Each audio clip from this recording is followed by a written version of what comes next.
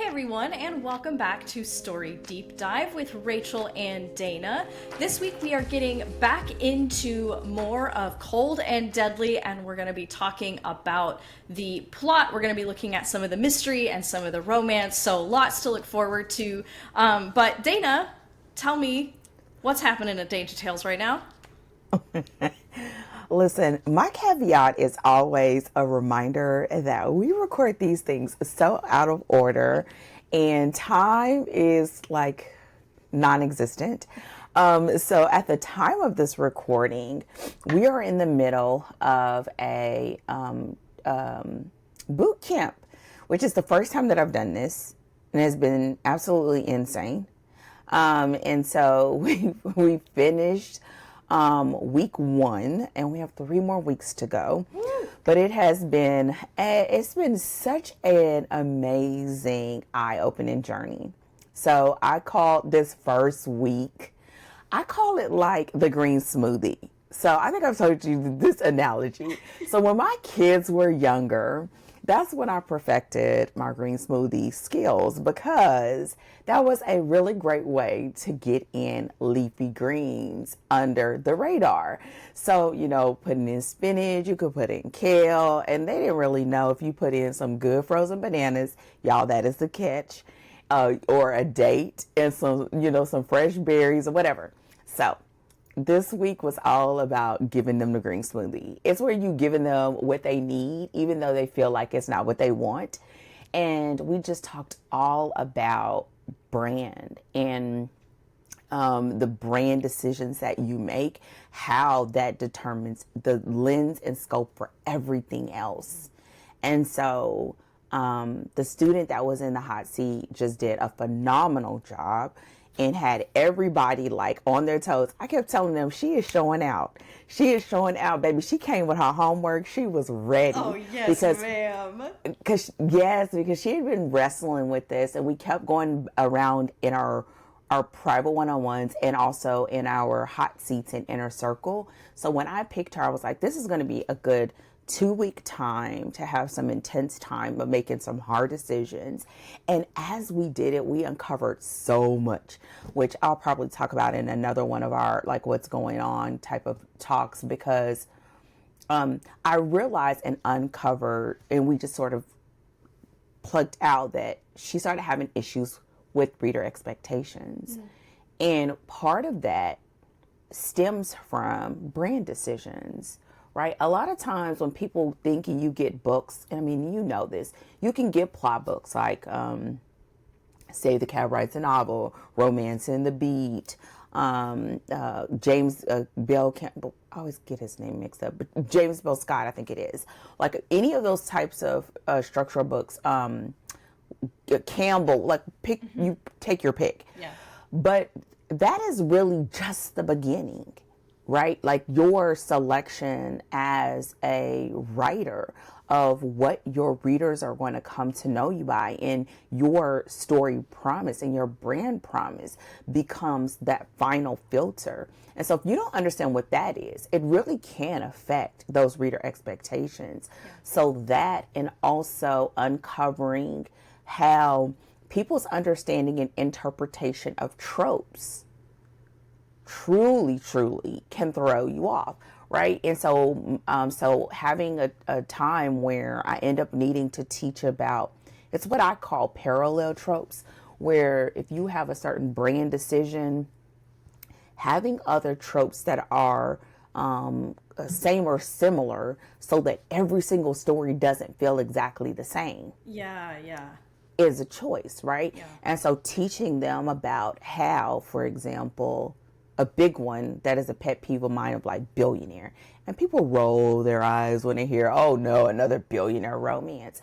But I'm like, okay, but if you really look underneath, the question then becomes, why do readers love billionaire romances? Yeah. And on the surface, it's about the money. The reality is, on one hand, yeah, right? Because in romance, it's escapism reading.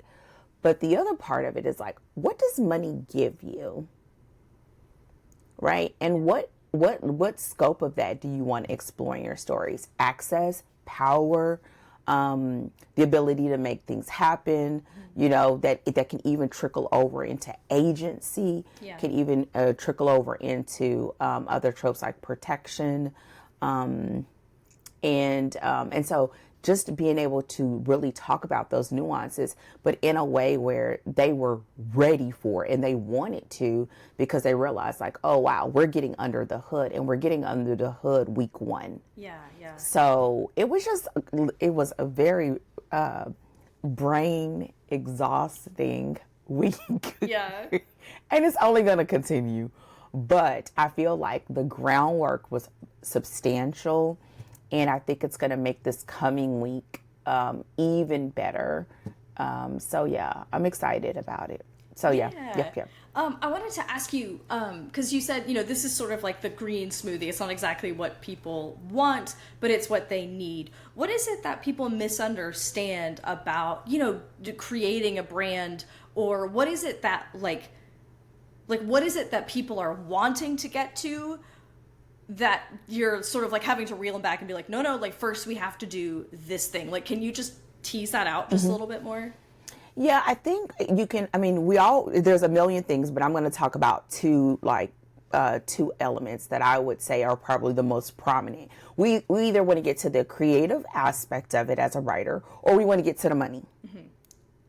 Right? And the reality is, a lot of times people on the creative side think, oh, I'm so creative, you know, like whatever. I don't know if they sound like that, but you know, that you're just like, I just want to tell the story because I want to tell it. And you're doing it while not thinking of brand. You just want to be creative. You want it as a creative outlet. But then what happens is you want it as a creative outlet, and then you wonder why it's not selling. Right? Okay. The other side of it is, if you are someone that you say, I want to write and I want to tell a story, but I also want to be profitable and I want to be able to make this my full-time thing, then that means you really are considering it on the money side. I would say market, right? And I think it gets a bad rap because people think writing to market. But the reality is, what you're doing is you're saying, I am not writing this story purely for my own satisfaction. I'm also writing the story because I want readers to read it and love it. And I don't think there's anything wrong with that, right? And so on that side, then your thing could be, I'm just picking the tropes because that's what people want. And we're not realizing that we can get the other side too. Yeah. We can get the love of the craft, and we can get the love of telling a story that we love writing, just by saying, okay, yes, they want this grumpy sunshine, but what are they really wanting when they want a grumpy sunshine? Because no one just says, I mean, now readers will say, oh, I just love grumpy sunshine, but it's not those words per se. I may not be explaining this well. It's what's under that, that you have this guarded man who in a lot of situations have been guarded. And this is the way that they protect their wounds.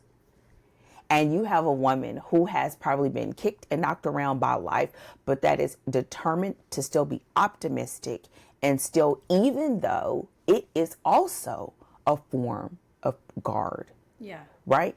And by the course of this story and this relationship and what we're going to uncover in the external thing that pulls us through the story, they have to come up against, well, why do I need to look at this? And there's got to be some way that they have to address that to be able to get the love that they really want. Now, it doesn't mean, like, I always, listen, I told my students that we've got to get another series other than knock them out. But for now, it is what it is.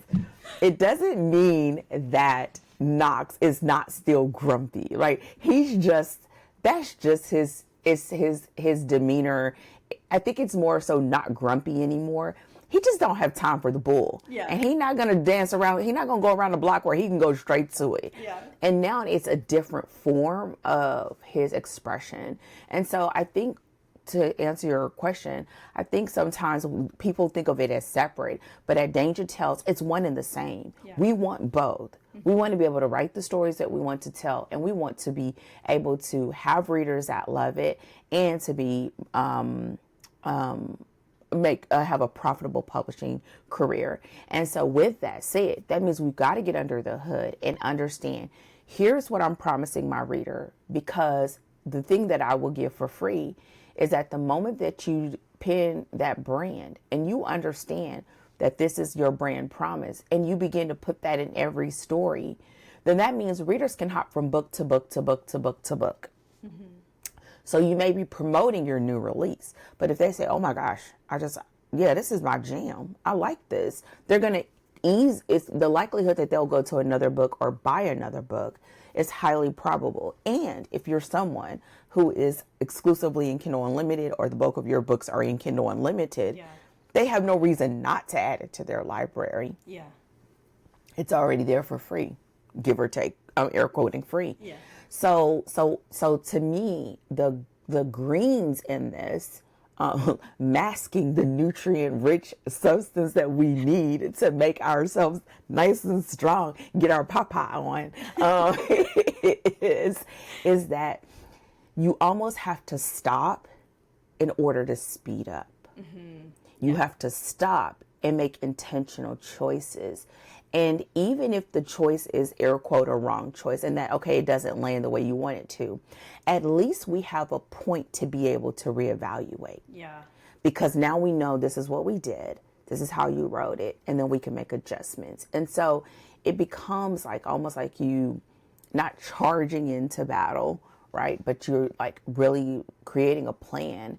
And it makes for an even better experience in the coaching dynamic in which we're in as well, which is just gravy. Yes, my analogy are all over the place, but you got to roll with me. It's just gravy, because then I know what we're aiming for. Yeah. You know what we're aiming for. And then our conversations can almost solely be at the craft level. Yeah. And you've already done the layup for your marketing. Yeah. Yeah, and I think that's like, right, one of the things that I think you do really well is you address your approach addresses the misconception that it's one or the other, right? We get stuck in this false dichotomy of it's either I get to be a creative or I get to make money. But really at the heart of and now I'm using air quotes, making money side is really just being considerate of your reader, right? Just thinking of your reader as well. Not just you, not just what you want to do, but your reader as well. And you're combining those two things. And I'm always looking for, like, where are we saying either or when it's both and? That's right. Sometimes it is either, like, sometimes you have to make a choice and it does have to be either or, but it's really easy to fall into either or and mistakenly apply either or when it's both and. Exactly. And I'm at the end of the day, I tell people, you're grown. You run your business the way you want to. If you want to do that, do you, boo. But if you come back to me saying, but is no one I can't say nothing to you. Yeah. You make that creative decision, you're going to thug that out. Yeah. So and sometimes it's like that. Yeah. And there were several people who was like, look, you told me. I did. But some lessons are best learned through hard knocks, and that's okay too. Yeah. But at the same time, if you are a person where I do have students where they have turned things around and they're starting to say, okay, wait a minute. I only did part of what she said. What would happen if I go ahead and do everything? What would happen if I listened to all of the things she told me? If I listen to my coach. And I also think like that the other side of this is the fact that you can really, really, really get what you want, which is you just want to tell good stories. You just want to sit in your writing cave and have a good old time, cackling to yourself like a hen, and, drinking Dr. Pepper and eat hot tamales and Twizzlers. You know what I'm saying? I'm just telling my business, That's what you want. And to be able to have that experience with readers. And so I think it's good. And having people that were in the boot camp that they experienced, even on the flip side of creating something really great, but because they didn't plan, they don't even know what they did. Yeah. They just did something. Yeah. And so we just had a really great time, great discussions, amazing questions. Some things with people frustrated because they're like, oh my gosh. But I think by the end of the week, we all could see clear of like, oh, because in the middle of it, it was like you're in the messy middle. Yeah. And having to be like, okay, is it okay if I ask you the hard questions here? Yeah. And it's like, okay, yes. And it's like, yeah. And and I go like, in discomfort before you get the gains and the breakthrough. Exactly. Yeah. Exactly. Ooh. And I'm just like, I know, and it's like in my brain is get them. You know what I'm saying? Because it's like, because at the end they'll be better for it. They're more informed. I'm more informed. I would say maybe 75% of the people that are in the boot camp are already clients or in some capacity. Yeah. So it just helps us all the way around. Now I'll probably say 50, but in some capacity. And so it was just we spent a lot of time together last week. Yeah. And we got more to go. So yeah. What about you? What do you have going on over there? So this is, it worked out really well the way that we do like the hosting and the ping ponging and the small talk, because I think that this is going to ease kind of right into some of our plot stuff, because, I sometimes you just like love the way that things like work, I love it when a plan comes together. Come on. I picked that one up from you. Okay. And I got it from A-Team. From the but A-Team, we're gonna keep yes. it. Yes. I remember one of the first things that you said. So when you and I met, we first started just emailing. Like we had met in person, and then we were both going through certification, and so then we reconnected and we emailed. And I just remember, like in an email, you wrote, "I love it when a plan comes together." In parentheses, that was the A-Team. You might have followed it with, "Are you too young for that?" Because you thought I was young when we met. Like you are. You thought that I was like fresh out of like college or high school or barely in, like. Not when we started emailing, but when I first met you, it was like one of them bless your heart. Like, look at this little baby. I was probably like 27 or I think I was 27, and I was like, all right, well, I'm not that young. But I do tend to look on the younger side, especially when my hair is long. I feel like it makes me look, I don't know, it makes me look younger. So. You look all the time. All the time. So anyway, so I was talking with one of my clients, and we had been going through the things we never got over, because we have kind of this enemies to lever, slower burn. They're not like full enemies, but they're definitely not like, they're definitely butting heads in, all the way up until they get together, and even while they're together, it's kind of their thing. But we've been looking through the things we never got over and studying it together. And one of the things that she, came back to me with was like, okay, one of the things I'm like, one of the things that I don't want to emulate, we'll say, from Lucy Score is her language early on gets very sexual.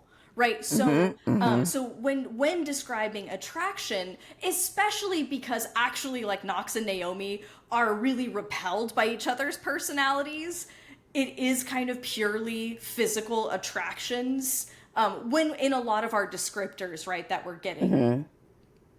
And like one of the things she was looking for is like, okay, but I don't want to just stay in the physical attractions. Like I want to expand that out to, appreciation for character or admiration or these kinds of things. And it worked out so well, though, because Cold and Deadly actually does that. Now, it doesn't stay there, but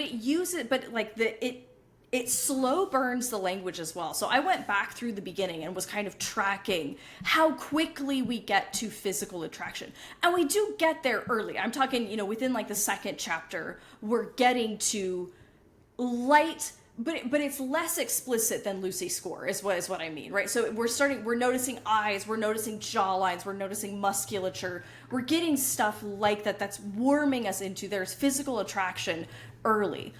But in the beginning, we get the light introduction through some appreciation of character.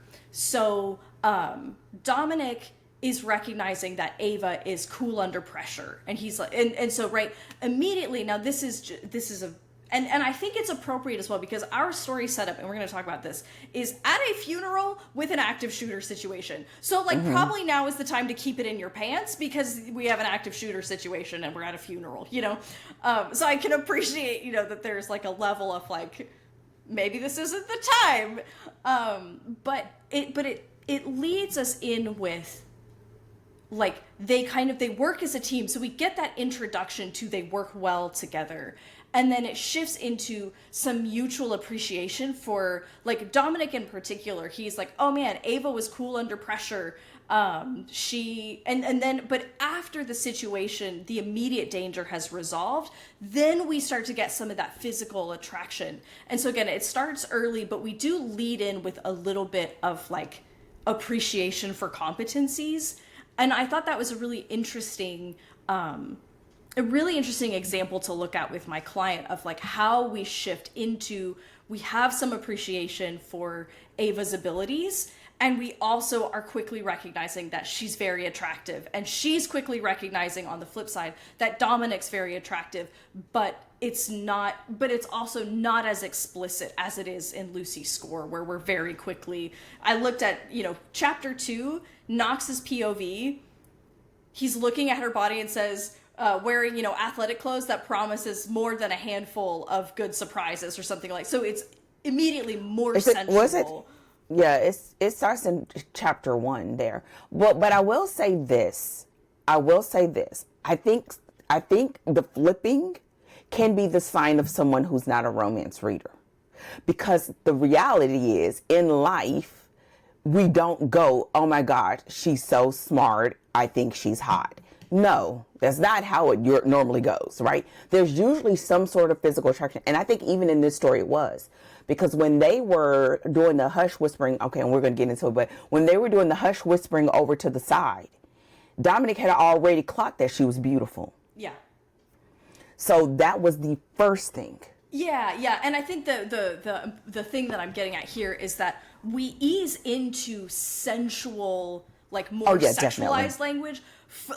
We take longer getting to that kind of language than we do in Lucy's score. And that's what she was looking for, is, like, maybe just not right off the bat, like, and that can go back to, just like with me talking about with the boot camp, that goes back to trope selection.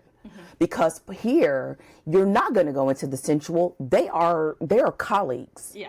And he's a superior. Yeah. So no, you're not. You're going to be fighting it. Yeah. But the progression of intimacy is still essentially the same. But the language choice and the pacing is going to be tempered in a, which is called like a boss romance, right? You have a boss in a boss romance. Then if in the case of Things We Never Got Over, it's just a guy and a girl. Yeah. You know, it's just a guy and a girl. And so, yeah, definitely, yes. So that was really, it's interesting to be doing this now, because I was reading this book while we were having that conversation. So it gave us just a point of comparison and contrast. To your point, right? We have, you know, they are colleagues, so we're not going to just let our thoughts go flying straight in a particular direction. And so it requires more restraint. And that's also part of the build, right? Because then you're, like, resisting the attraction, and that's part of that kind of, like, building that romantic tension. So having kind of like a flip side and a different way of, like, looking at that progression based on the context and based on the kind of story that we're in. And this one is a nice comment. We have crime and we have romance coming together. Crime-ish, mystery-ish, and a little bit of suspense. Did you say suspense or thriller is where you landed on? Suspense. Yeah. I would say I totally agree. And I think it's also a great combination for people who, and I mean, we'll talk more about this, I'm sure, in our editor's takes, but we normally just have limited time. So I guess getting it out when you can helps. But it's also a great pick for people who don't want to rush in that because into the physical intimacy, because it is more understandable for it to be a slow burn, especially in this scenario because of the stakes. The career stakes, and she was already butting up against that, which we'll talk a little bit about today. So I think absolutely. And so those selections and picks as a writer, you know, the profession, the core, the external here, which was essentially it's a murder mystery. And that's the core of that moves this whole train forward. It makes for the great sort of setup that she had to fold both the romance and the suspense and honestly mystery together. And I think it's really a great conversation that we could even touch on and we should make note of for the editor's takes, because it's kind of that thing of like an old mentor of saying like all great masterworks have a little bit of everything, right? And this does have it. Like at certain points, the mystery is a lot more in our face, but what's moving this forward, I believe, is that suspense, and that suspense being tightly woven into the romance causes both of them to move us through the story, and the mystery is sort of what keeps us on the hook. Right, of like what's going on here. And there were some very specific choices that Toni Anderson made that I think really worked for this, and I think it worked for it in another scenario. I think this would have been a little too slow. But because of doing certain choices like POV and all of that, I think that just made it so that you just didn't get too relaxed as a reader. So it kept you engaged. So I just, on that note, so I just want to look like high level. What are some of the topics that you want to cover today? And then I'll just kind of whatever, like I'll add in mine. Okay. I'm doing quick. It's on the agenda. It's on the agenda. She says this is how we're going to do it. And I'll go super fast. Okay. I have the, I call this what we're talking about now, but like a dual hook. The fact that we have the high stakes murder and the slow burn romance that are sort of pulled together, which really gives us that romantic suspense. Something else that I want to talk about is really about how we have the case sort of unfolding along with her using those as opportunities to unfold the sort of fears and wounds that the main characters or protagonists need to address if they really want to move forward with their lives as well as their romantic relationship. I also really think it's part of plot, but it really is this undercurrent that I thought was strong that helped it to lean more towards romance than suspense, which was the emotional aspects. Because of her past and his past, and both of them sort of had the same sort of walls to scale that almost made those walls invisible because they were wrestling with some of the same issues in different capacities. And I think that made this feel more than what your traditional suspense would be, because it's a lot more on the feely emotional side. And then the final thing was, I think it circles me back to one, but I think that it's really important and was one of the reasons why we selected this, the fact that the suspense aspect sort of turns into a thriller. And I think that's why people always couple them together, but that we have that along with the satisfying romance. And so since we're talking about plot, really thinking about how those things pace each other, and it really was very good up until the end. And I think this was one of the stories for me that shows me why people get those two so twisted. But as a writer, even if you have the presence of both, understanding what capacity you're in and where, so that you're making the appropriate decisions when you're on the page even if your story includes all of it. Because this one includes the mystery thriller and the suspense. And if you were to ever go and like Amazon and look at a category, it's always lumped together. And this is one of those stories where a lump would work. By the way, it just drives me nuts. Ugh. But this is one of those stories where you see it. So you really have to decide what is going to be what I always call the forward-facing aspects of the story. And I think it is a romantic suspense. The other parts are just like Cool Whip, cherry, whatever on top. And I think she did a really great job of keeping it moving forward. And I think that's also what keeps us glued, because we really don't get fully complacent or relaxed. And I think that is done like a real hardcore suspense, even though we got the steamy bits. It's not over the top. It is on the page, and all of it is equally satisfying. So those are the elements that I kind of, glossing would love to be able to touch on for this particular book. Awesome. Well, I've got a couple things that I just want to add in here. And I think that because we have a lot of overlap here, I do want to talk about those first couple chapters of the way that the story is framed, because of how it sets up our mystery, our romance, our suspense / thriller stuff. Like it's a great way to enter into the story and basically showcase all of the promises that of what the story is going to be. It's really, really well done. And then on the side, I also want to talk about some of the FBI procedural stuff that felt like, I think that ultimately she handled it well to make it all work together. But that I think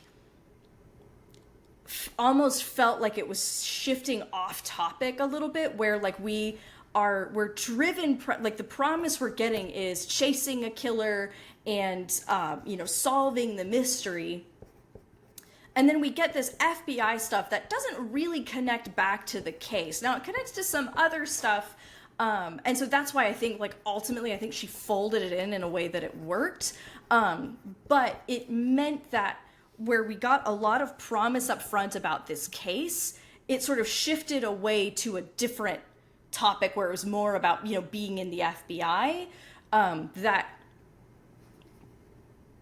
I wasn't, again, I think she ultimately made it work, but I wasn't crazy about it. Like, I think I would have probably counseled slightly differently. But again, I think she made it work, so I don't want to like come down too hard on it, but it felt a little bit almost like we were getting into some tangential stuff. So before we like dive into the conversation, can you hit us with that summary, Dana, of our plot for this story?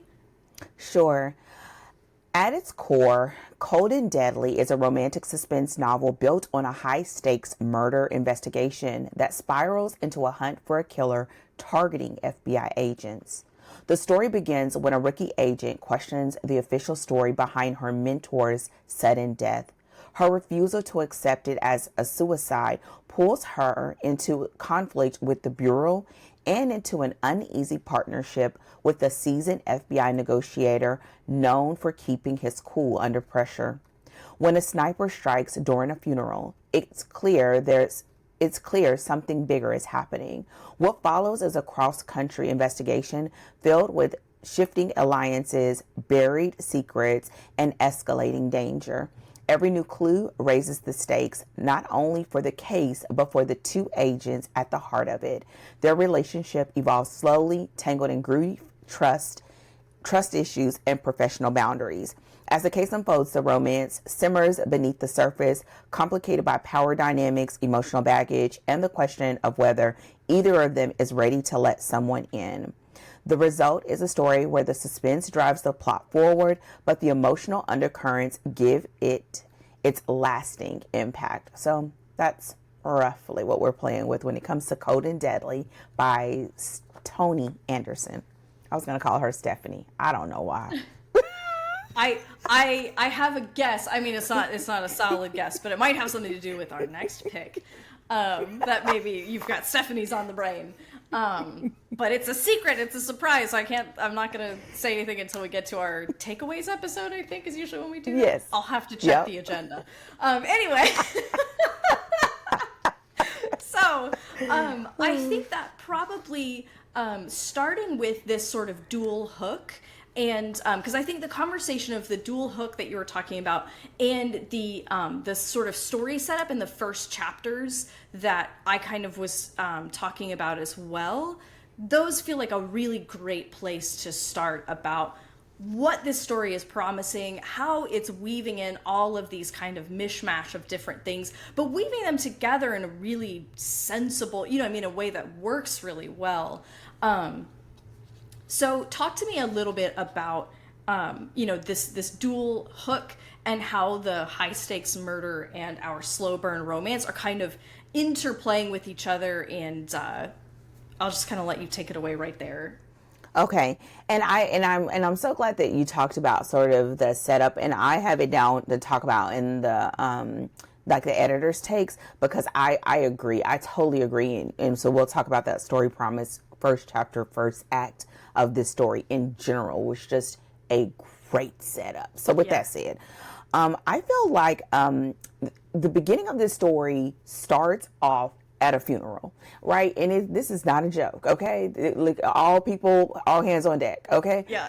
And what I really loved about this is the fact that we start in the midst of something that is so emotional, but at the same time, it is action-packed, and it sets the cadence, and it sets the expectations for the story. So here you have something that's highly, as far as danger is concerned, because not only are we at a funeral, but another agent is sort of pulled into this, and at this point, it's for all, like, to put it mildly, is like it's not what it seems. But it also places us where the emotional aspect of it comes in for Ava, because for Ava, she never thought it was what everyone was making it out to be. Yeah. And this was just another opportunity to sort of drive that home. And it's almost like that juxtaposition between being professional and having a case that is so closely intertwined with what we learn, not just her professional career, but her life. Yeah. And I really feel like if we were to sit and sort of graph out the way that this story went down, like the way she did this was just masterful to me. And in that, it's almost like the first thing was the most important thing the entire time. Yeah. And it did make Ava seem irrational, hot-headed, and some of those things she was. But by the time you add the emotional stakes of it, it just made it even more off the rails. And so having that, that we had this sort of sniper situation, we were able to, this is something I find is so important, and I hope I say it right. I think sometimes when you have women who are professional women in a story, and at the same time experiencing something emotional, you really have to be careful, because on one hand, you want them to be likable, you want them to be competent, and you want people to be on board with them for this journey. And all of those things have to happen really quickly, because if we're not invested in her, we're not going to keep reading this story. Yeah. And at first, she could have been like, oh, Lord, here she comes, you know? And as it goes on, we realize why. But seeing her in her professional capacity, that wasn't like the rock in your shoe that you need to get out while you're walking, you know, like that's irritating. And it was important to see that she was a good agent. She does know her stuff. And even though she's not always right in how she approaches things, and she doesn't have the best timing, it's coming from a good place. And so, and knowing that we bump heads immediately and they bump heads, her and Dominic, at the same time, like it's just the setup for a perfect storm. And I think Toni took it a step further where you see authors that really get this right, and one day, Lord, let me be one of them, which is everybody that needs to be on the page shows up first chapter. Yeah. Man, oh man. Everybody that needs to, that you need to have a tip to nod, even if we don't know how important they are, it's there. And so I think this is the setup. We get all of it. We get the romance or lack thereof, or the physical awareness, and the not just the physical awareness, but the awareness of the person in general that takes place. We have Van's funeral. We have the presence of the sniper, which is, and then we have the question as to whether Van committed suicide or not.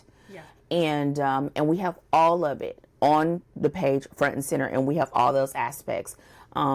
Romance, suspense, murder, thriller, all on the page. And again, beautifully done.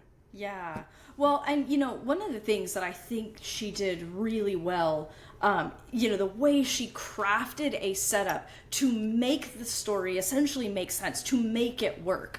So we, and everything we're talking about, guys, just Dana already said it. This is chapter 1, and Chapter then maybe 1. a little bit into chapter 2. So you can't even call it a spoiler because it's like it's the first thing that we see in the story. And you can read it in the sample and the look inside. Yes. So yes, yeah, go exactly. But so because we open, we have a little blip from the antagonist's point of view to open the story, and then we're straight into the funeral. And what I think she did so well. So first of all, she gave us a reason why the FBI doesn't want to look further into the case, and why Ava has to investigate kind of off the books, right? Which is going to escalate the stakes for her, because right, what the FBI is pretty sure happened is that Van Stamos killed himself. But Van Stamos is Catholic, and that would, if that was the conclusion they officially drew, then he wouldn't be able to be buried with his wife. So the FBI, out of respect, because he's an FBI vet, they're sort of trying, they're like, oh no, it was an accident, and they're trying to just kind of wrap it up quickly before anyone can ask any questions, because they're really trying to protect his reputation and let him be buried next to his wife. So rather than the FBI is presented as, it has its flaws, but this isn't a corruption thing happening. It's actually, they're kind of trying to do right by Van. But Ava, as someone who knows him personally, just feels like this is all wrong. So then, because this is a funeral for an FBI agent, Ava, who does often lack tact, we forgive her causing a little bit of a fuss at the funeral, because she is at the bottom of the FBI hierarchy. This is like her one shot, and even in one of the early chapters, right, she's like, this might be the only time I'm ever in the same room as the FBI director. This does not happen often for Ava, versus someone like Dominic, who is he's established, he's a veteran negotiator, which means he's like very, he's kind of important in the hierarchy. And so we, as much as we're like, oh, Ava, maybe now's not the time, we understand that this is her one shot because she has a personal investment. So we get to see that she's hot-headed and works on instinct, but also not to the point where we're like, God, this woman, right? Where we're just like, now she's just making a stink for no good reason, and then she becomes unsympathetic to us. So then so already Ava and Dominic are in the same room, or in the same quote room because the funeral's outdoors. But then by introducing the sniper, they are thrown together to start working together right away. So there's this immediate force that's pushing them together, and it's setting us up because we're going to see a whole lot more of that right in the story of them working together. So the circumstances bring our lovers into having to cooperate with one another. And I'm going to just take one more add one more thing, they have a very early intimate connection where Dominic notices something about the way Ava responds to physical touch, and there's an intimacy to it because it's sort of a vulnerable tell that she doesn't mean to give off, and it's now information that Dominic knows about her, and that shapes a part of how he understands, like he sees sort of past her guards very early on because of this interaction. So we have this powerhouse setup that's introducing pretty much everything we're going to need to know for the whole story and what we're going to get in this story. And, you know, she starts us with this kind of situation, and that's where the story starts. Like, this isn't our hero at the mercy of the villain scene. This is literally chapter 1. And so it gives us all of those setups so we know what to expect out of the story, and creates a scenario in the story that is reasonably believable as to what's happening. There's still some suspension of disbelief, but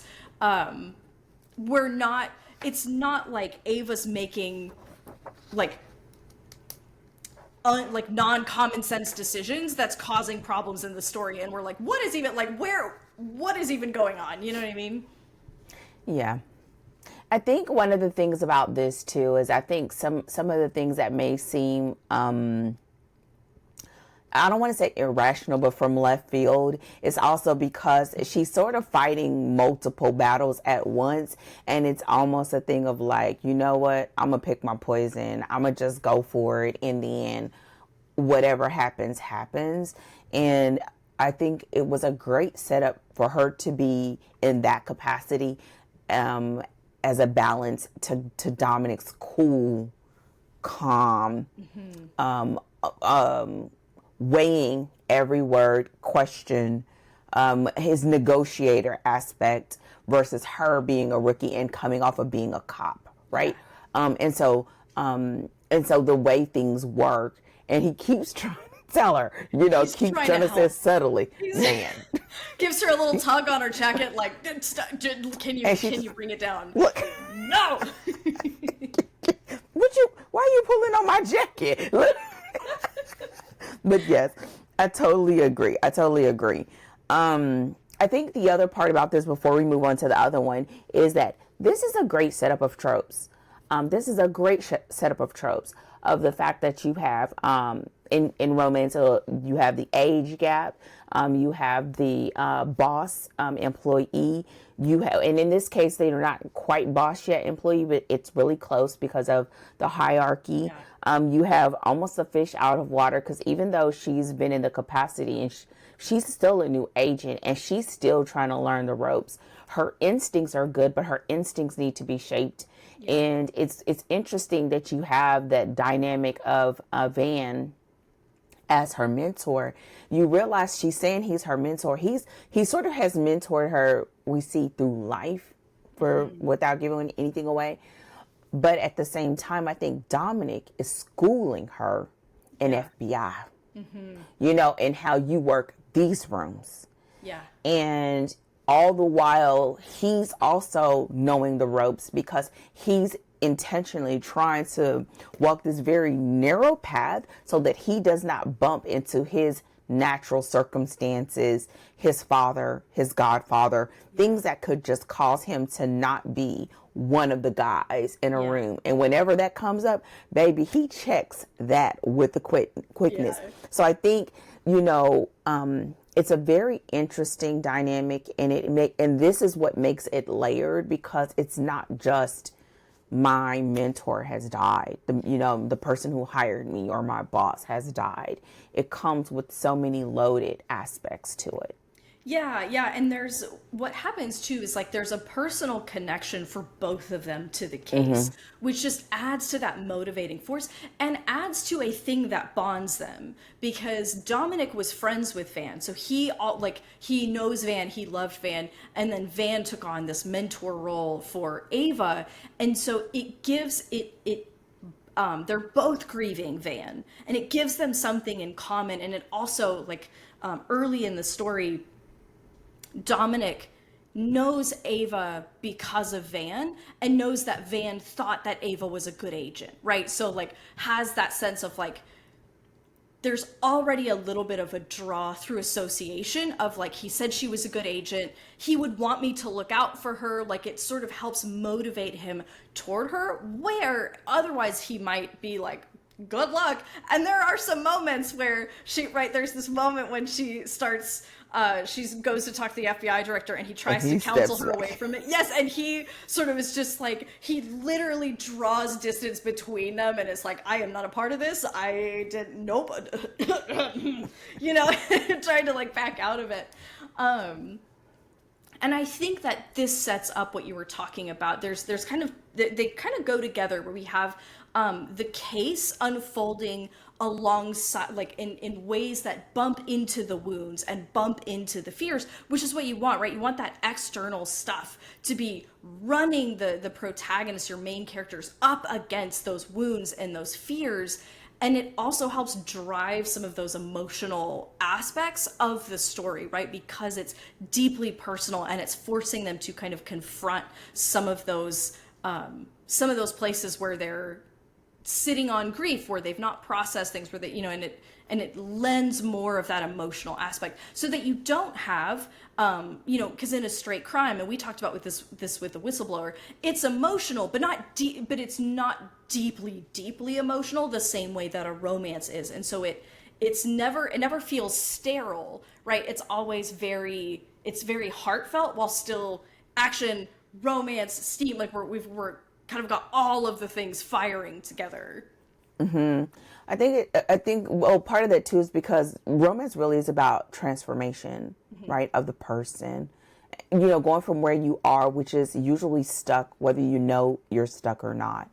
I think part of this too, when you go from talking about that dual hook into that sort of those parallel arcs, is sort of the thing that we didn't say, which should be a little bit apparent, I think, in that their close proximity to him as having a personal relationship also makes it so why they shouldn't be on this case. Yes. Right? You are showing exactly why you need to give me 50 feet. You know what I'm saying? You showing me why. But they just can't because it's like, but I owe it to you. Because of what you've done for me, and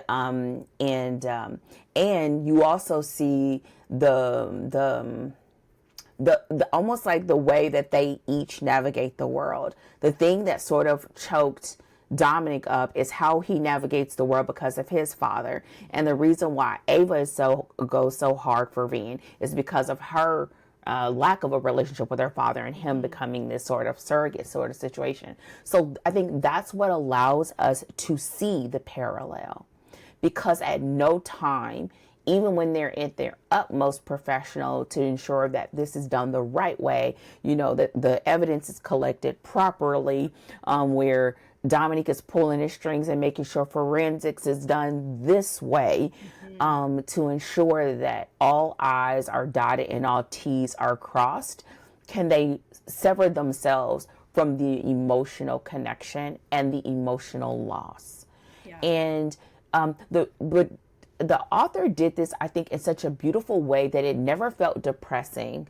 Right? It never felt like the plot never felt weighed down by the grief, and it didn't undermine the grief. Yeah. And which is not easy to do, because this is, I mean, if you think about the scenario, right, of like what's actually happening in the story, that can get real dark real quick. Exactly. It can, and you would totally understand, because we started at a funeral. Yeah. We couldn't even falter because we're like, I mean, listen, she let me know. She did not lie to me. Life or death, and then, death at a funeral. It's like you wouldn't fault it. But I think she did a great job of writing that line and made so that the story moves forward. And so what we begin to see is that those external events begin to drive that internal transformation, and even their internal transformation towards each other. That it takes those external circumstances to sort of level the playing field, if you will, for Dominic and Ava, that they both have skin in the game. And I really love that, especially because part of Ava's setup was the treatment of women in these environments, in the FBI. And sort of like it took something early on for Dominic to be like, oh, because he wouldn't have otherwise noticed it, and it didn't affect him the same way that it affected her. But at the same time, it's going to rub her the wrong way. Like, I shouldn't have to need you to be able to get these things done. So the point of this, me saying that, I think having those external things helped them to address the things that were very obvious and also the things that were not so obvious.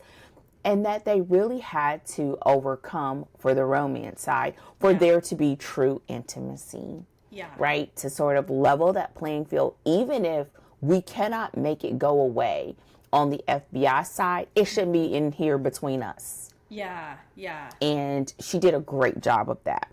Yeah, and that's like one of the things that you're always looking for, right? In I think when you're doing, particularly like when you're mixing like genre, so if you're doing like a romantic suspense or you're doing a mystery romance or that kind of thing, where you have, kind of feels like you have your work cut out for you in a big way, because you have to give the mystery, or you have to give the suspense, those external actions. Now this is going to be true for everything. It just means that you might have more conventions that you're having to deal with, right? So if you're doing a mystery, you've got to get your clues, you've got to have a reveal and all of that.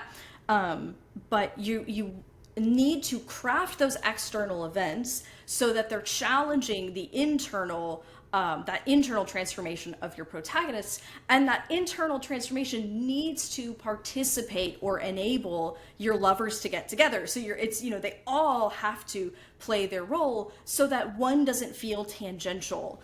And she does such a nice job of forcing them by unifying. And this is a note that I made for characters, and we'll talk about more next week. But she did a really great job of the way that she established a lot of the characters and the wounds that they're dealing with. She unified that through the lens of grief, where they're all dealing with some form of grief and finding out, how do you move on and how do you deal with that pain? And so it created this kind of cohesive lens that the story is looking through the different ways that, you have Dominic handling grief one way and Ava handling grief another way. And they challenge one another, right? There are moments when Dominic is like, wow, like I was crying in my room, and Ava was going out and getting the thing done, like she was going out and like taking back her agency, or that kind of, and so using that so that they're also challenging each other to be better, because Dominic is, he's literally a trained hostage negotiator. So he knows how to handle a situation and how to navigate a situation with intention.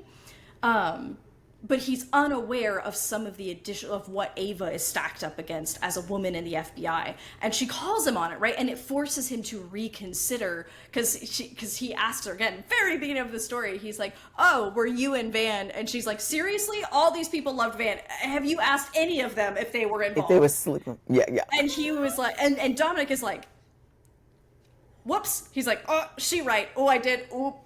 And then, he's like, he's got to like reevaluate the way that he perceives events. And so you're watching them mutually challenge each other, and it's all participating in that growth and their ability to, again, like come together in true intimacy, just like you said.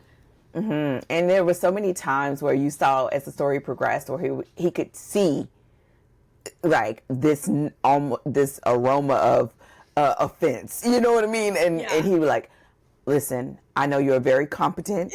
Listen. I love so much. Every time you watch Dominic in a normal conversation pull out his hostage negotiator skills, and he goes, this must be very frustrating for you. And occasionally, either another negotiator or Ava being like, man, you take that somewhere else. Get out of, I know what you're trying to negotiate me. Now get out of here. Stop it. Absolutely. I will say, and we sort of went into the sort of emotional core. We talked about that, like the personal grief. There are also sort of the wounds of their past, both of them, when it came to her past with her father and her relationship with her family, and y'all, I'm being very vague intentionally, and his past with his mother and his father, and sort of like where both of them have to also go on this journey of having some sort of reconciliation with that pain and those moments in order to truly show up in this capacity if they wanted this person and to be with this person. And that's just a very like common present telltale sign of a romance. And here it works so beautifully because those moments actually lend themselves to this mystery. Yeah. And then the aspects that causes this to be both suspense and thriller. And so we start seeing where those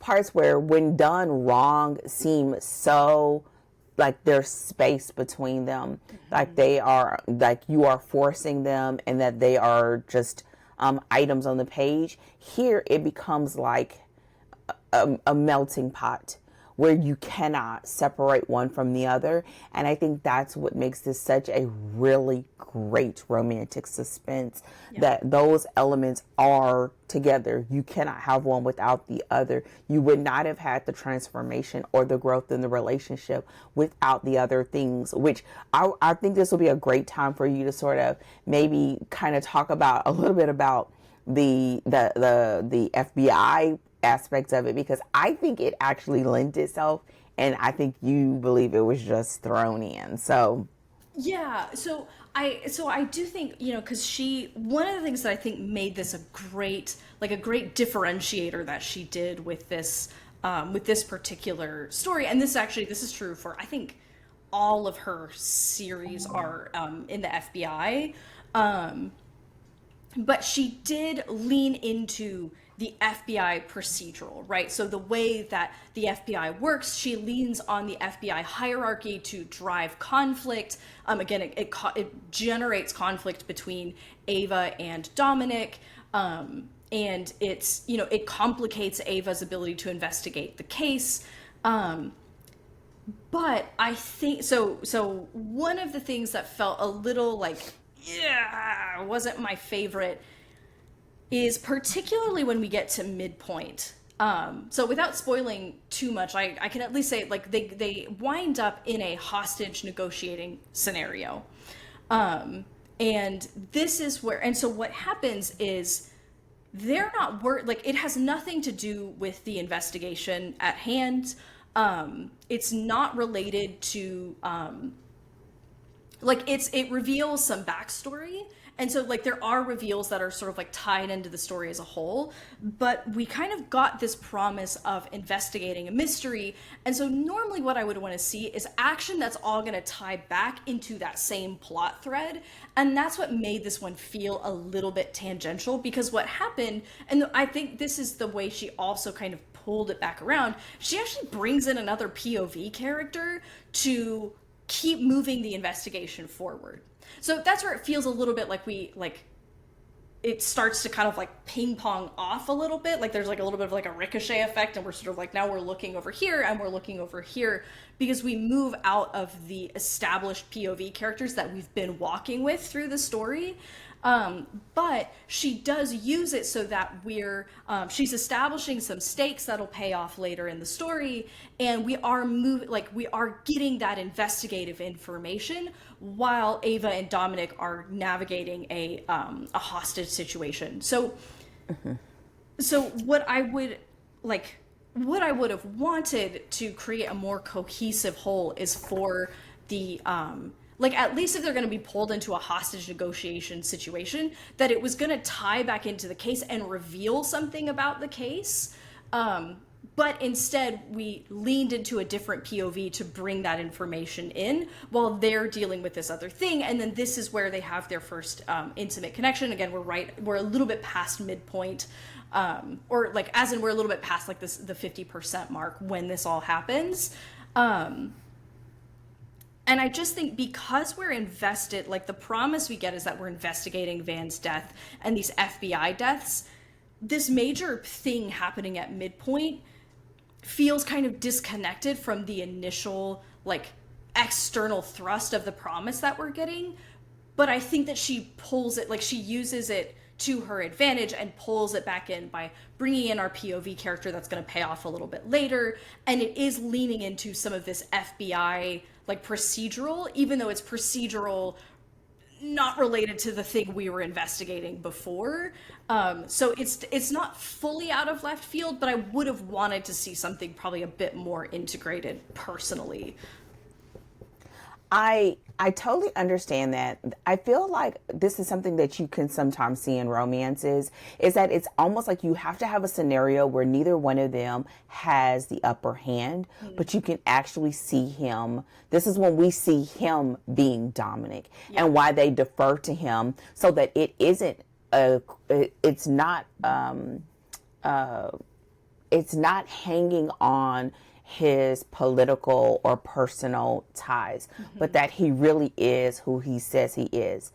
The other part about that I felt like it was beneficial is that they needed to both be outside of their comfort zone to get those walls to go down enough, to get the forced proximity, to get the one bid scenario, to get the romance aspect, and to get the intimacy, right? Because they both are stretched on multiple levels. They're stretched on the physical because they're tired, they are stressed. It's a high stakes negotiation. And I felt like this is one of those, as I kind of put on here in my notes, like it was also kind of like, I think a little bit like a marketing thing, right? In that I think when it comes to the FBI procedural thing, I think you are almost, as a writer, potentially leaning into kind of make your net wider, so that you sort of lean into like that traditional aspect. You know, people that like a police procedure, you're kind of trying to give it its own thing because it's FBI procedure. And it may have been a little bit of a stretch, but I think we needed the newness of location, and we needed them to have a sense of intimacy before they're thrust in the next part. Yeah. The final aspect of that particular time was like, this book clocks pretty consistently with traditional romance. You know, back in the day, I feel old, but back in the day, you know, you usually did not have the first full physical intimate scene until the halfway point. Nice. And this does clock with that. And because of the things that we've talked about before, it makes sense. Yeah, it works really well to drag it that long because there's a lot of stakes to physical intimacy because of the setup of the story. Exactly. And I wouldn't even say drag. It's just like, it's just happening because of, you know, the way things that are happening, physical injuries, the things that they've encountered thus far, and the fact that they had to get to a place to trust each other, but at the same time, that trust is fragile. Yeah. Right? It is really fragile still. And then for them to be sort of away from the environment to get a sort of sense of understanding what's going on because it is still moving. The last thing that I will say is I think it was a little bit of a fumble with the introduction of that POV then, but then I feel like it was necessary because of the ending. Yeah, and that's why I felt like in the end she made it work for her, even though like I would have at least like said like, you know, at least getting the like an insight about the case in that midpoint event, like something that's like, you know, have something related to the case we're investigating as being relevant or emerging from that hostage situation. So you get all of the same things, but you keep it cohesive. But again, because it was sort of like we get this other POV, and I'm like, who are you? Excuse me, ma'am. Like I was watching Ava and Dominic. Who are you? Who are you? But she used that to set us up for the. So I think that's why it was sort of like, did it work 100% for me? No. But I see the way that she leveraged every choice she made to bring it back around in the end. And that's where that is sort of like, you forgive a lot because you do see that she paid off everything that she set up in the end. Mm-hmm. Exactly. And so I think what we're talking about now is like, you go through this process, and I think all of this along with what happens after that moment, is that we get to the end of the story and you really feel like everything is earned. Yeah. When it comes to their happily ever after, to the case being solved. And I think, I mean, listen, I realize like this is really not my jam. It was good, but it's not my jam. Yeah. But what I will say is this: I think sometimes in other stories, if you're not someone who reads that a lot, it can seem like, okay, it's just action or another body for the sake of another body. Mm-hmm. But here, I think what happens is that every element feels earned at the end. And so, like you said, those setups and those setups are paid off at the end, and I think you really do have this.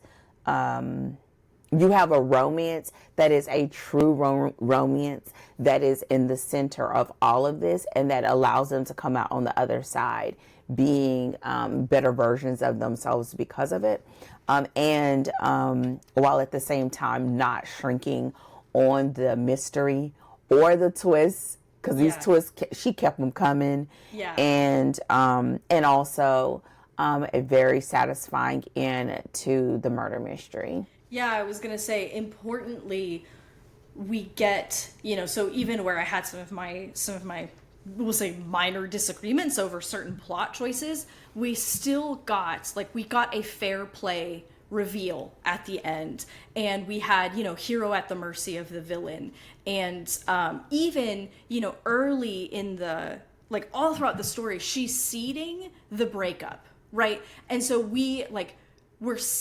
watching play out all of the reasons why they would conceivably break up if they don't deal with this stuff, and they do have their breakup because of these things. So so it doesn't feel out of left field for them to break up. It's this moment of exasperation, right, between the two of them, and there's a little bit of misunderstanding at work, and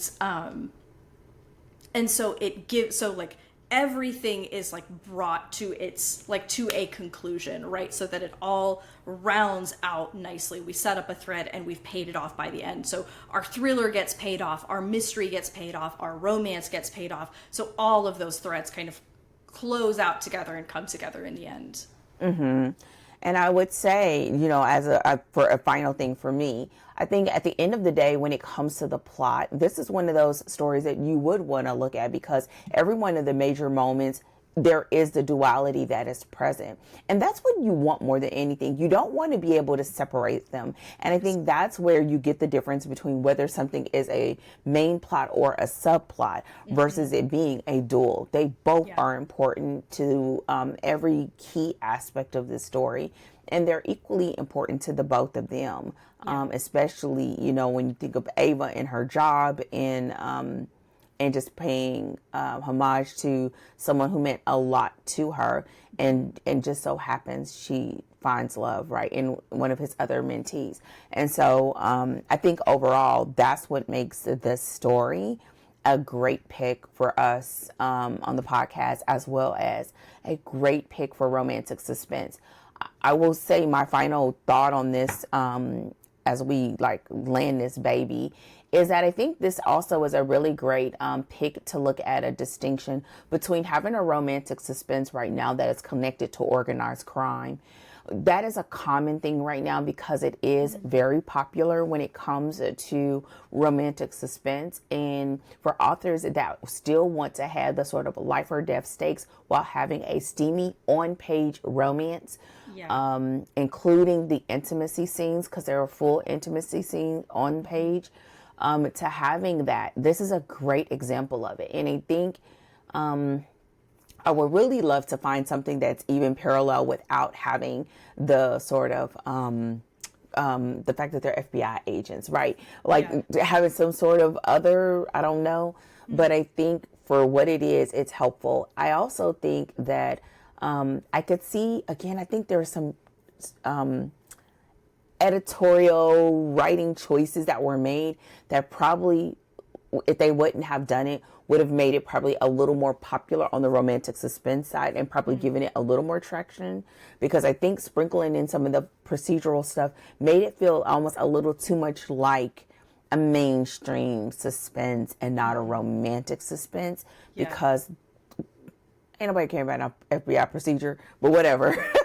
I mean, it's part of the story, you Yeah. know? Yeah, what's interesting, and this is where it gets like um where it gets tricky, I think, because and maybe this is a matter of like unclarity of exactly the genre niching that you want, because there's an aspect where like if this is going to be a mystery romance, right, where you have a strong mystery and a romance firing, like you do need those elements of like the procedural elements.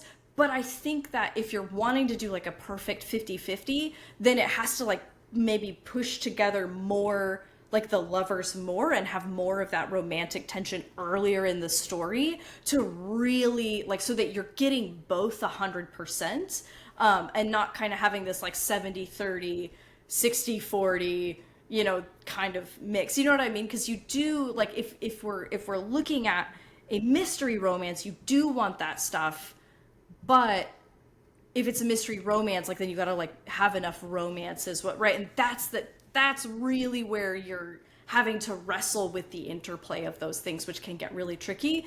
And as far as I can tell, I think mystery romance as a genre is a bit less popular than It romantic is. suspense, dark romance. Like it's basically like of all the romances, I think it's probably right near the bottom in terms of popularity and the just the sheer volume of people who are writing it, reading it, wanting it, you know. So that's just a thing to know as well if you're writing mystery romance, you know.